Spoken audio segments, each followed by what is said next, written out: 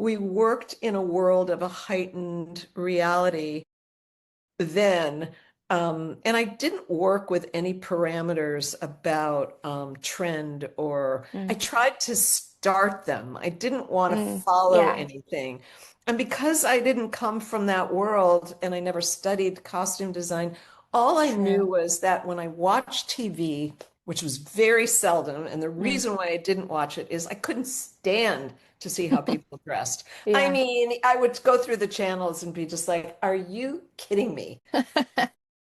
Yeah. So when I had the opportunity, when I got that job, which was early in my career, I said, I'm going to do it differently. Mm, I'm going to design it like a painting yeah. where there are six characters, have a color palette, Mm, and I'll work with the production designer and the set decorator to coordinate the colors. And I did mm, basically color, shape, value, mm. texture, Yeah. form.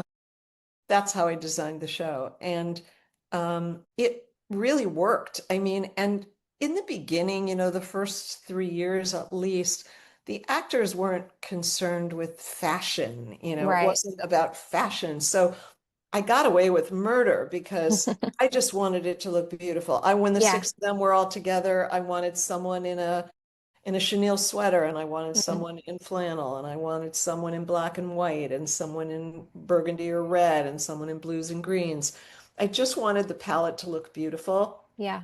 And I did a charting system that I made up right in the beginning because I color coordinated everything. So all the charts had colors on them. So I knew what colors were in my field and for every scene that I was working with and what set it was on. Okay. And occasionally I would get a bump from one of the actors that would say, I don't want to wear this, Yeah. blah, blah, blah. And I think that's when I became a great psychologist. You just have to use psychology in dealing with actors because they're never going to understand what you're doing. They don't Mm, really, they're just interested in how they're going to look and what they're right. going to, which is totally understandable. Yeah. Right. So there has to be a way without, demanding that they do whatever. Uh, Right. and when I started Friends, I mean, Jennifer was 24, I was Mm, 42. So I was already a parental yeah. figure. I already Okay. was um, not in their realm. So I Right. already Yeah. was an authority figure. So I had to be pretty careful about not being too authoritative because Mm, I knew that they would push back. yeah. So there's definitely a dance that has to go on to keep everything moving. And on a show like that, it was so huge. It's hard to imagine when I look back at the volume of changes and clothes that we Mm, did in a 30-minute sitcom. yeah. I mean, six characters, sometimes nine changes, Right.